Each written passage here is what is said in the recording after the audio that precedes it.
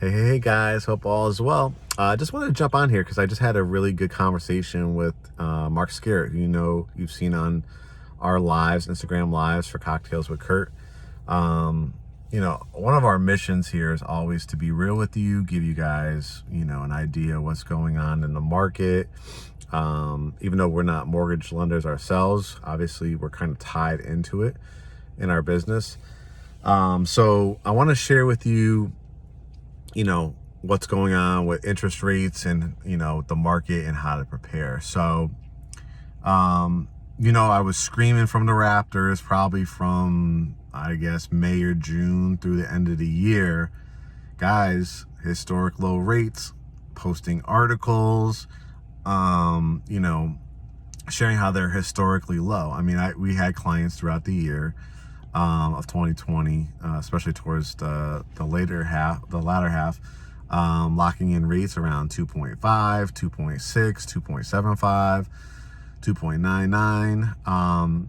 Well, what's going on now is rates are steadily increasing. Now, they're not, going into the fours again, but they are going, 3.2, 3.5, 3.6, 3.7. And, just talking to him because he's very knowledgeable, we're probably going to do an Instagram live with him again, because I think a lot of people are confused, that, hey, the jobless numbers are still not great.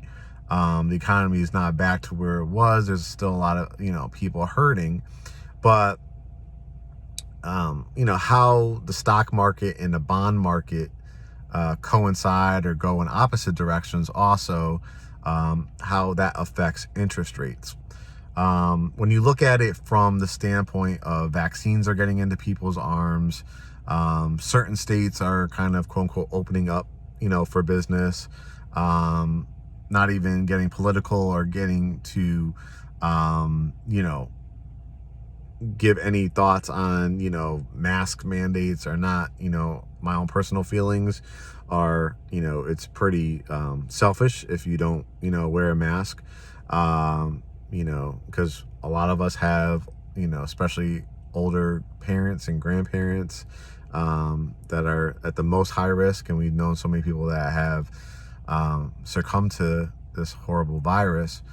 But on the economic side of things, when you ever get positive information for the economy, you have to fight off inflation by, increased interest rates. So you're not going to see probably dramatic, going into the 4s and 5s like it was a few years ago. But you might see weeks where it will dip a little bit, and there'll be weeks when it'll go up a little bit. And like I said, historically still, rates in the 3s are pretty amazing. When we bought our first house, our interest rates were well into the 4s, and that was with outstanding credit scores. So to be in the 3s and even potentially, buying down a rate into the 2s is pretty amazing. But just know, like, if you, got quoted an interest rate when you first started a process, in the high 2s, you might want to start taking into consideration having those conversations with the lender to see where they are and where they're maybe forecast to go down the line. Because for certain people, it might price you out. You're talking about maybe your payment going up $100 to $140 a month, depending on how much they increase. So I want you to start having those conversations with your lender. If you're building a home, I want you to have conversations about what's called extended rate lock programs. Not all lenders do. That's why it's very important. Sometimes it does make sense to go with the preferred lender to get help towards your closing costs, but it's more important to have the conversations up front. Do you offer extended rate lock programs? Do you have float down programs? Because for instance, for Mark Scarrett, they offer a program because they are an actual bank where you can, do a rate lock as long as your house will be ready within 6 months. So if the rate goes lower, you get to take advantage of that. Like within 30 days of you closing, they'll let you float that down. It costs a little bit more up front, and you do have to put like a 1% deposit down. So example, if you buy a $300,000 house, you'd have to, basically put $3,000 down, which there's not money that's thrown away. That goes towards your down payment and closing costs, just like earnest money. But those are the conversations I want you to have with your lender, whether it's Mark Scarrett or your preferred lender or your credit union or your banks and stuff like that. But just know, this is not to scare people off. This is not to say, it's going to be more difficult to buy a home or anything like that. Well, we've always said that's why other agents out there, other, people that try to sell you your business, they're just trying to sell you a home. We're trying to educate you so you could be prepared. And why I wanted to do this, jump on real quick after having this conversation is because I know it's tax, filing season, and you might be getting some tax refund money. Bonuses are coming out for your in place of employment. So I want you to sock away that money. I want you to speak with the lender to see what's the best use for that. If you're getting $3,000, $10,000, $12,000, whatever the case may be, maybe it's a combination of paying down some debt to get that score up even higher, to get the best of the best interest rates. Maybe it's you've kind of maxed that out. You're already in good shape. You have to set aside money now to consider not going with the preferred lender because you want to go with the lender like Mark Scarrett that will still give you a lender credit, but you're not going to get the full $5,000 help or $6,000 help you would by going with the preferred lender. But these are the conversations you need to have. Consider locking in rates if it's within 30 to 60 days of you closing, and just setting aside that money because you might come up short for your cash to close in a situation like that. If you've done things like, upgrades to your house, and the appraisal doesn't come in at a certain amount. If it's a situation where you were planning on, getting help from a seller or a builder to help you with your closing costs. I have to be honest with you, and you could talk to any of our clients right now that are going through all this.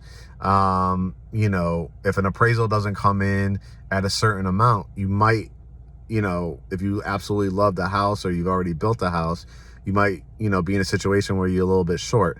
If you decide to, to build again or buy a resale home and you've been looking for help from a builder, but more so in a resale situation, help from a seller to help towards your closing cost, and you need $5,000 or $6,000, I would plan on holding some of that bonus money or tax refund money, because as you've seen in my last post, I've never seen it over the last month. Everything's a bidding war. 9, 10, 12, 15, 20, 25 offers on a house within 24 hours. So you have to be prepared. Again, our whole mission is to inspire you to aspire to become a homeowner. And we're going to give it to you raw. We're going to give it to you real.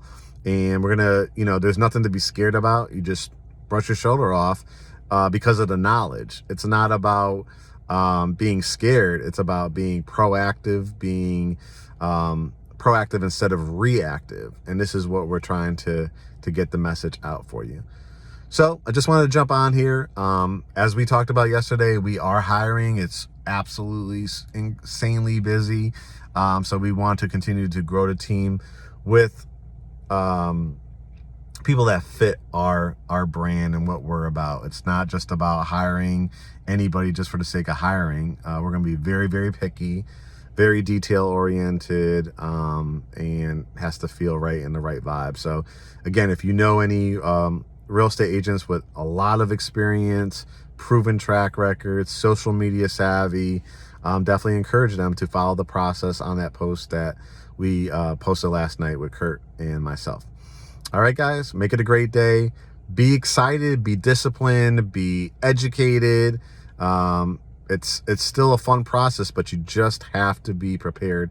And we're always going to give it to you raw and real. So this is the state of the situation.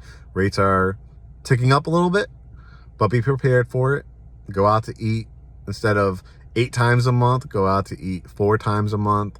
As you're getting those tax refunds, sock it away. As you're getting those work bonuses, sock it away and speak to the lender to figure out the best way to use that money.